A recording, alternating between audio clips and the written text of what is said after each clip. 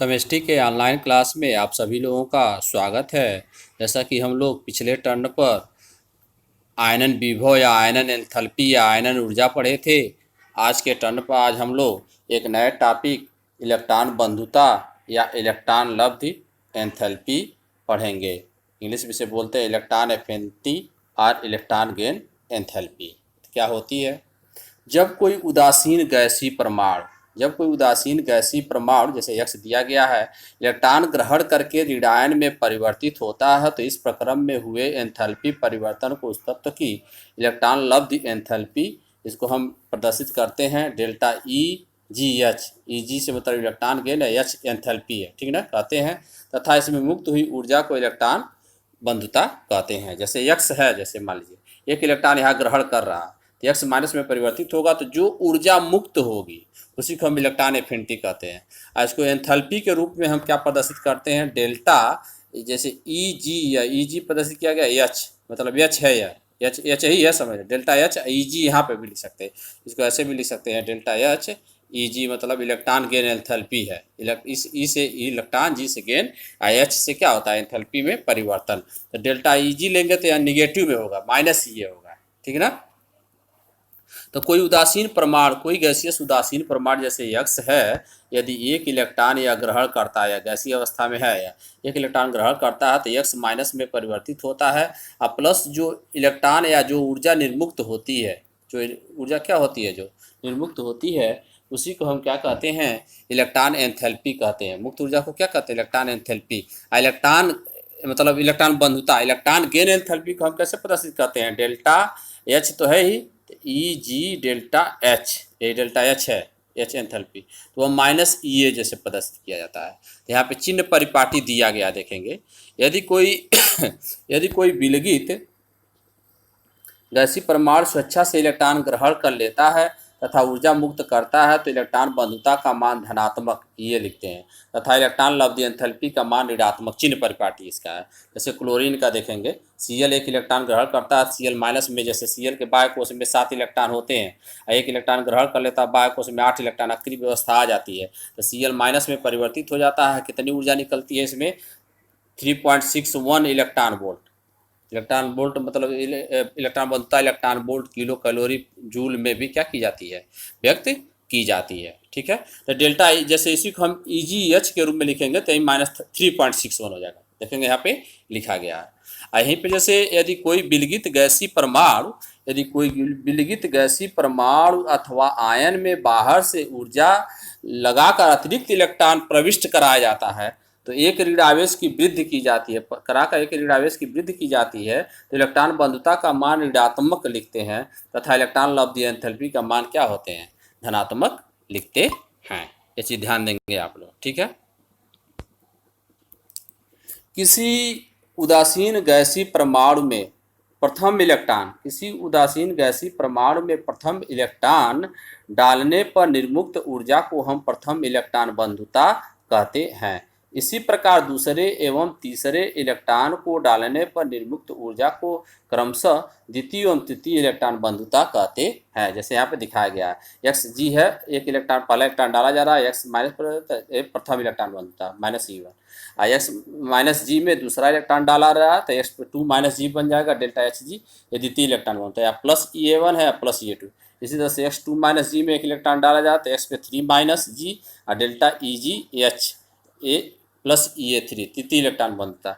जैसे यहाँ ऑक्सीजन का दिखाया गया, देखेंगे ऑक्सीजन में एक इलेक्ट्रॉन डालते हैं तो वो माइनस में परिवर्तित हो जाता है, और डेल्टा EG क्या होता है इसका देखेंगे, -1.47 इलेक्ट्रॉन वोल्ट है, कितना माइनस डेल्टा EG, वही इलेक्ट्रॉन गेन एंथैल्पी है यहाँ पे। और वही आप यदि इलेक्ट्रॉन लब्ध एंथैल्पी के रूप में लिखा गया है, बंधुता के रूप में लिखा जाता है तो ये प्लस होता है, ठीक ना, +1.47, ठीक ना। और जब द्वितीय इलेक्ट्रॉन डालते हैं तो क्या हो जा रहा है? डेल्टा EG जैसे प्लस धनात्मक हो जा रहा है, 875। तो क्यों धनात्मक हो जा रहा है? जैसे यहाँ पे दिया गया है, देखेंगे यहाँ पे एक बताया गया है नोट करके कि द्वितीय इलेक्ट्रॉन लब्ध एंथैल्पी की बात हो रही है, का मान सदा धनात्मक होता है, वही इलेक्ट्रॉन बंधुता कहेंगे तो ऋणात्मक हो जाएगा। इसका कारण यह है कि एक इलेक्ट्रॉन ग्रहण करके बने ऋणायन में जैसे एक इलेक्ट्रॉन ग्रहण करके X माइनस परिवर्तित हो जा रहा, तो जब हम ये इलेक्ट्रॉन डालेंगे तो यह ऋणावेश और इस इलेक्ट्रॉन में क्या होता है, प्रतिकर्षण होता है। क्या होता है, प्रतिकर्षण होता है। तो दूसरा इलेक्ट्रॉन वही चीज, दूसरा इलेक्ट्रॉन डालने पर प्रतिकर्षण होता है इलेक्ट्रॉन और ऋणावेश के बीच। एक ऋणावेश और इलेक्ट्रॉन के बीच क्या होगा, इसके बीच प्रतिकर्षण होगा, जिसके कारण वह इलेक्ट्रॉन उसमें जाएगा नहीं। इसलिए ऊर्जा मुक्त होने के बजाय क्या होती है, ऊर्जा व्यय करनी पड़ती है। जैसा कि यहाँ ऊपर दिखाया गया है, जैसे मान लीजिए कि ओ में यदि हम एक इलेक्ट्रॉन डाल दिए, ओ जी प्लस इलेक्ट्रॉन, तो यहाँ पे तो ओ माइनस परिवर्तित हो जाएगा जी में। लेकिन अब ओ माइनस में यदि आपको इलेक्ट्रॉन और डालना है एक इलेक्ट्रॉन, तो ओ पे 2 माइनस बनेगा। यह 2 माइनस जब बनेगा ओ पे, तो ये माइनस और इलेक्ट्रॉन के माइनस में क्या होगा, प्रतिकर्षण होगा, जिसके कारण वो आसानी से इलेक्ट्रॉन जाएगा नहीं, मतलब ऊर्जा मुक्त नहीं होगी। आपको अलग से ऊर्जा क्या करना पड़ेगा, देना पड़ेगा। तो डेल्टा एच का मान क्या हो जाएगा, यहाँ पे पॉजिटिव हो जाएगा। जैसे देना पड़ेगा मतलब ऊष्माशोषी है, तो ऊष्माशोषी के लिए पहले भी मैं बता चुका हूँ, डेल्टा एच क्या होता है, पॉजिटिव होता है, और ऊष्माक्षेपी के लिए डेल्टा एच क्या होता है, निगेटिव होता है। इसीलिए पहली इलेक्ट्रॉन बंधुता का मान क्या है, डेल्टा, यहाँ पे डेल्टा देखेंगे EgH इलेक्ट्रॉन गेन एंथैल्पी -1.47, और दूसरा क्या है यहाँ पे 8.75। इसमें क्वेश्चन बन सकता है, प्रथम इलेक्ट्रॉन बंधुता का मान ऋणात्मक जबकि द्वितीय इलेक्ट्रॉन बंधुता का मान धनात्मक होती है, क्यों? तो आप यह कर सकते हैं। ठीक है, अब आ जाएंगे आप इलेक्ट्रॉन बंधुता को प्रभावित करने वाले कारक। तो परमाणु का आकार, इलेक्ट्रॉन बंधुता समानुपाती 1/, परमाणु आकार, अर्थात परमाणु आकार जितना ही अधिक होगा इलेक्ट्रॉन बंधुता का मान क्या होगा, उतना ही कम होगा। यानी कि किसी वर्ग में जब हम ऊपर से नीचे आते हैं, वर्ग में, वर्ग होता है ना, वर्ग में जब हम ऊपर से नीचे आते हैं तो परमाणु त्रिज्या यानी परमाणु आकार बढ़ती है। परमाणु आकार बढ़ेगा तो इलेक्ट्रॉन बंधुता क्या होगी, घटेगी। और किसी भी आवर्त में जब हम बाएं से दाएं जाते हैं, क्षार धातुओं से हाइड्रोजन तक, fluorine, chlorine, bromine, iodine, statin तक, तो क्या होता है, त्रिज्या क्या होती है, घटती है, मतलब परमाणु आकार का घटता है। और नाभिकीय आवेश क्या होता है, क्रमशः बढ़ता है। इसलिए इलेक्ट्रॉन बंधुता क्या होगी, बढ़ेगी। तो दूसरा पॉइंट दिया देखेंगे, प्रभावी नाभिकीय आवेश।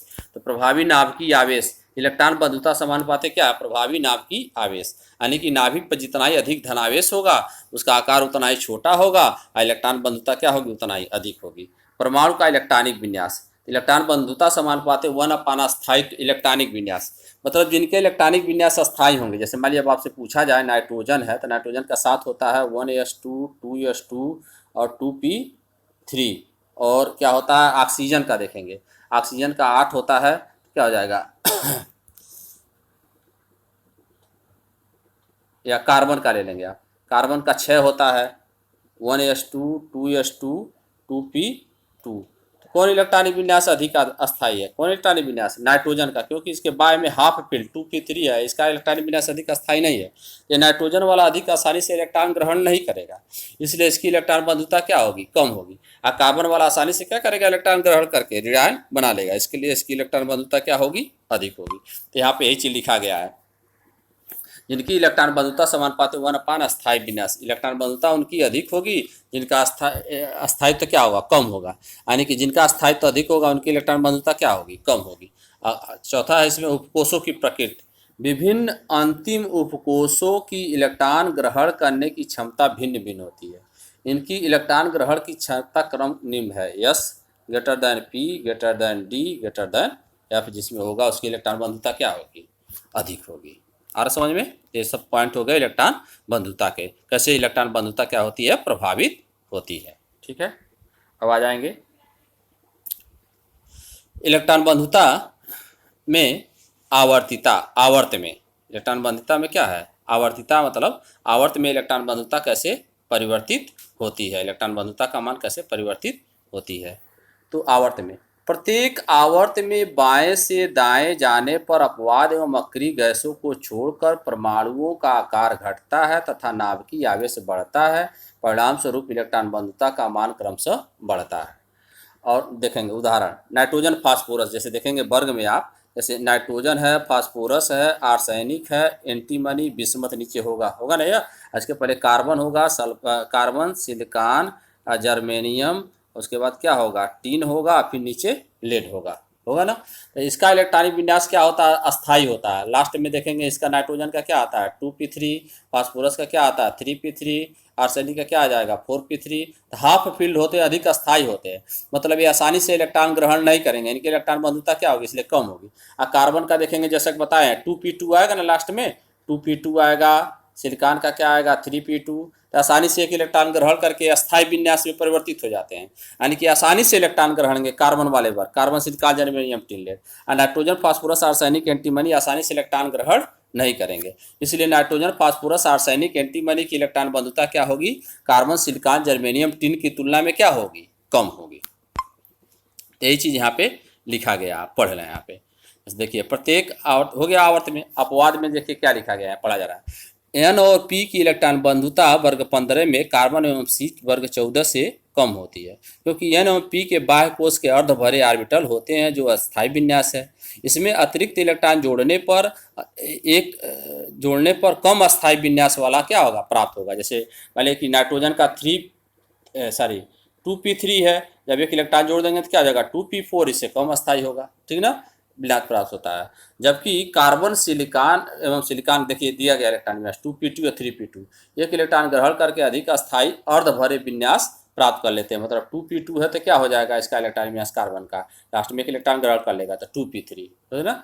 इसीलिए नाइट्रोजन और फास्फोरस की इलेक्ट्रॉन बंधुता का मान कार्बन और सिलिकॉन से क्या होता है, कम होता है, जैसा कि आपको ऊपर बताया गया है। ये चीज़ जैसे दूसरा पॉइंट भी है, ये चीज़ वर्ग 2 के तत्वों में जैसे इलेक्ट्रॉनिक विन्यास देखेंगे, वर्ग 2 में आप आएंगे, आप वर्ग 2 तत्व में क्या होते हैं, जैसे beryllium, magnesium, calcium, strontium, barium, radium radio active होता है।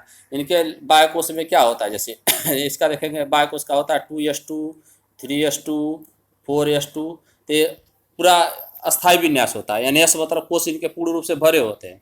अतः इनकी इलेक्ट्रॉन ग्रहण की प्रवृत्ति क्या होती है, नहीं होती है। इसलिए इनकी इलेक्ट्रॉन बंधुता क्या होती है, धनात्मक होती है। मतलब इलेक्ट्रॉन ग्रहण करने के लिए आपको इसमें यदि बी में इलेक्ट्रॉन एक डालना है, आपको एक इलेक्ट्रॉन यहाँ पे बी में, तो आपको अलग से ऊर्जा देना पड़ेगा अधिक, इसलिए इसकी इलेक्ट्रॉन बंधुता क्या होगी, धनात्मक होगी, ठीक है, यहाँ पे दिया गया है। अक्रिय गैस तत्वों की इलेक्ट्रॉन बंधुता क्या होती है, देखेंगे आप। अक्रिय गैस तत्वों की इलेक्ट्रॉन बंधुता, उत्कृष्ट गैसों की इलेक्ट्रॉन लब्ध एंथैल्पी का मान धनात्मक होता है। उत्कृष्ट गैसों की इलेक्ट्रॉन लब्ध एंथैल्पी का मान धनात्मक होता है, क्योंकि इनके कोश क्या होते हैं, अष्टक पूर्ण रूप से भरे होते हैं। जब अष्टक पूर्ण रूप से भरे होंगे तो इलेक्ट्रॉन ग्रहण नहीं करेगा, तो इलेक्ट्रॉन ग्रहण करने के लिए आपको नेक्स्ट एनर्जी लेवल में जाना पड़ेगा, नेक्स्ट मुख्य क्वांटम संख्या में, यानी तब जाएंगे तो क्या होगा, उसके लिए आपको बहुत अधिक ऊर्जा की आवश्यकता होगी, इसलिए बहुत ही धनात्मक होती है इनका, ठीक है। अब आ जाएंगे आप वर्ग में ऊपर से नीचे जाने पर इलेक्ट्रॉन बंधुता का मान क्रमशः घटता है, क्योंकि परमाणु त्रिज्या क्रमशः घटती है, ये तो मालूम है। सामान्यतः देखेंगे, यह चीज़ यहाँ पे दिया रहा है। सामान्यतः तृतीय आवर्त के तत्वों की इलेक्ट्रॉन बंधुता द्वितीय आवर्त के तत्वों की इलेक्ट्रॉन बंधुता से अधिक होती है। इसका कारण इंपॉर्टेंट है, इसका कारण द्वितीय आवर्त के तत्वों का अत्यंत छोटा आकार तथा उच्च इलेक्ट्रॉन घनत्व है। छोटे आकार एवं उच्च इलेक्ट्रॉन घनत्व के कारण इनमें उपस्थित इलेक्ट्रॉन आने वाले इलेक्ट्रॉनों को प्रतिकर्षित करते हैं, जिस कारण मुक्त ऊर्जा का कुछ भाग इस प्रतिकर्षण को समाप्त करने में हो जाता है। उदाहरण जैसे आपको मान लीजिए कि दिया जाए, जैसे मान लीजिए कि द्वितीय आवर्त में, जैसे मान लीजिए तत्व जो है द्वितीय आवर्त में मैं ले रहा हूँ, जैसे इधर ले रहा हूँ, जैसे देखेंगे आप नाइट्रोजन, ऑक्सीजन, फ्लोरीन ले रहे हैं। फिर तृतीय आवर्त के तत्व द्वितीय आवर्त में आएंगे ना, तृतीय आवर्त में आएंगे, सेकेंड आवर्त में, और तृतीय आवर्त में जैसे अधातु का लिया जा रहा है तृतीय आवर्त में, यहाँ पे नाइट्रोजन, फास्फोरस, ऑक्सीजन के बाद सल्फर, क्लोरीन, इनकी जैसे कहा जा रहा है, इनकी इलेक्ट्रॉन बंधुता नियम तक क्या होती है, घटना चाहिए, लेकिन ये तृतीय आवर्त के तत्वों की इलेक्ट्रॉन बंधुता क्या होगी, अधिक होगी, क्योंकि ये द्वितीय आवर्त जो मैं घेर रहा हूँ इनका परमाणु आकार छोटा होता है। जब परमाणु आकार छोटा होगा तो क्या होगा, इलेक्ट्रॉन उसमें पास होंगे, इलेक्ट्रॉन घनत्व अधिक होगा। तो जब हम दूसरा इलेक्ट्रॉन डालेंगे तो क्या करेंगे, वह उसका विरोध करेंगे, प्रतिकर्षण करेंगे, जिसके कारण क्या होगा, ऊर्जा मुक्त होने के बजाय, जैसे ऊर्जा बहुत अधिक मुक्त नहीं होगी, बल्कि कुछ ऊर्जा क्या होगी उसमें जो मुक्त होगी व्यय हो जाएगी, क्योंकि इसमें आसानी से इलेक्ट्रॉन बंधुता, इलेक्ट्रॉन क्या होंगे, ग्रहण कर लेंगे। इसलिए क्वेश्चन बनता है कि यद्यपि कि जैसे फ्लोरीन और क्लोरीन में देखेंगे, क्लोरीन का स्थान आवर्त सारणी में नीचे है, फिर भी इसकी इलेक्ट्रॉन बंधुता क्या होती है, अधिक होती है। इसकी इलेक्ट्रॉन बंधुता इसलिए अधिक होती है क्योंकि क्या होता है, इसकी परमाणु त्रिज्या फ्लोरीन की तुलना में अधिक होती है और इलेक्ट्रॉन घनत्व क्या होता है, कम होता है, जिससे आसानी से इलेक्ट्रॉन क्या होता है, इसमें चला जाता है, ठीक है। तो द्वितीय आवर्त के, जैसे मैं बता रहा हूँ, द्वितीय आवर्त के तत्वों की इलेक्ट्रॉन बंधुता क्या होगी, तृतीय आवर्त के तत्वों से क्या होगी, कम होगी। तो ये चीज़ यहाँ पे दिया गया, देखेंगे आप उदाहरण में, देखेंगे पढ़ा जा रहा है, एफ तथा ओ जो द्वितीय आवर्त में स्थित है ना, ब्रैकेट में लिखा है कि इलेक्ट्रॉन बंधुता Cl तथा S जो तृतीय आवर्त में स्थित है कम होती है। क्यों होती है? क्योंकि F तथा O की परमाणु त्रिज्या क्या होगी? कम होगी, और इलेक्ट्रॉन घनत्व तो क्या होगा? अधिक होगा, जिससे वो आसानी से इलेक्ट्रॉन क्या होंगे? ग्रहण नहीं कर पाएंगे। ठीक है। उसके बाद इलेक्ट्रॉन बंधुता का जैसे इसमें डाटा भी जैसे दिया गया है, देखेंगे आप डाटा इलेक्ट्रॉन बंधुता का क्या होगा, देखेंगे डाटा जैसे यहाँ पे देखेंगे इलेक्ट्रॉन बंधुता जैसे वही चीज मैं डाटा दे रहा हूँ यहाँ पे देखेंगे आप डाटा जैसे देखिए दिया गया है यहाँ पे जैसे देखेंगे द्वितीय आवर्त है या द्वितीय आवर्त है या और यहाँ पे तृतीय आवर्त है या है ना, द्वितीय आवर्त है और क्या है या तृतीय आवर्त है? इसमें देखेंगे द्वितीय आवर्त में जैसे देखेंगे हाइड्रोजन देखिए लिथियम का माइनस पॉइंट, बेरिलियम का बताया इसका धनात्मक होता है, यहाँ बताएं आपको नाइट्रोजन वाले वर्ग का क्या होता है? कार्बन वाले वर्ग से कम होता है। देखेंगे कार्बन का क्या है? नाइट्रोजन से अधिक है ना, -1.25 ऋणात्मक है। ऋणात्मक मतलब वही अधिक होना है यहाँ पे इलेक्ट्रॉन बंधुता, इसका -3.2 है। और देखेंगे नाइट्रोजन के तुलना में फास्फोरस का अधिक है, बताए ना द्वितीय आवर्त जैसे नाइट्रोजन ऑक्सीजन फ्लोरीन ये जो द्वितीय आवर्त हैं इनके तुलना में देखेंगे यहाँ तृतीय आवर्त की इलेक्ट्रॉन बंधुता क्या है? अधिक है। आप इसको स्क्रीनशॉट ले सकते हैं इसका डाटा का, ठीक ना। आखिरी गैस तत्व जो होते हैं, आखिरी गैस तत्वों की इलेक्ट्रॉन बंधुता सामान्यतः धनात्मक होती है। देखिए देखेंगे हीलियम, नियान, यहाँ आर्गन आ जाएगा, फिर क्रिप्टॉन, क्योंकि इनके अष्टक क्या होते हैं? पूर्ण होते हैं। ये इलेक्ट्रॉन क्या होते हैं? ग्रहण नहीं करते हैं। ठीक है, ये अच्छी देखेंगे अपवाद यहाँ पे जैसे बेरिलियम वाले का इलेक्ट्रॉन बंधुता धनात्मक होगा, क्योंकि इनके कोष्टक यानी अष्टक क्या होते हैं? पूर्ण होते हैं। उसमें अतिरिक्त इलेक्ट्रॉन डालना क्या होगा? बहुत कठिनाई होगा। और नाइट्रोजन फास्फोरस के वाले वर्ग का इलेक्ट्रॉनिक विन्यास बाद में जैसे P3 हाफ फील्ड होने के कारण इनके इलेक्ट्रॉनिक विन्यास अस्थायी होते हैं, इसलिए इनके इलेक्ट्रॉन बंधुता एक कार्बन वाले वर्ग का जो मैं जो खींच रहा हूँ कार्बन वाले वर्ग से, कार्बन, सिलिकॉन, जर्मेनियम, नीचे टीन लेड से क्या होगी? कम होगी, क्योंकि इनके इलेक्ट्रॉन विन्यास अस्थायी नहीं होते हैं, P2 होते हैं जो आसानी से एक इलेक्ट्रॉन ग्रहण करके अस्थायी में क्या होते हैं? वे परिवर्तित हो जाते हैं। ठीक है, तो आप इसका स्क्रीनशॉट ले लेंगे। ठीक है, और पिछड़ा भी जैसे वीडियो देखने के लिए क्या कीजिए, अब तक जितने लोग क्या किए हैं इस चैनल को सब्सक्राइब नहीं किए हैं, केमिस्ट्री क्लासेज बाय मनुष्य, अवश्य सब्सक्राइब कर लें। भविष्य में भी आपको जब पढ़ेंगे तो आपको दिक्कत होगी तो देख के क्या कर सकते हैं? आप समझ सकते हैं। इसमें क्वेश्चन भी बन सकता है, जैसे देखेंगे यद्यपि कि यहाँ देखेंगे क्लोरीन का स्थान फ्लोरीन से नीचे है, नियम तो क्या होना चाहिए? कम होना चाहिए ना, लेकिन क्लोरीन का Cl का स्थान F से नीचे है, फिर भी इसकी इलेक्ट्रॉन बंधुता अधिक होती है। क्यों अधिक होती है? क्योंकि फ्लोरीन की परमाणु त्रिज्या कम होती है और इलेक्ट्रॉन घनत्व अधिक होता है, जिससे उसमें इलेक्ट्रॉन आसानी से नहीं पड़ पाता है। आवर्त सारणी में देखेंगे पूरे आवर्त सारणी में सबसे अधिक इलेक्ट्रॉन बंधुता Cl की होती है। ये क्वेश्चन पूछा जाता है, पूरे आवर्त सारणी में सबसे अधिक इलेक्ट्रॉन बंधुता किसकी होती है? Cl की होती है। तो आज के क्लास में बस इतना ही। आप सभी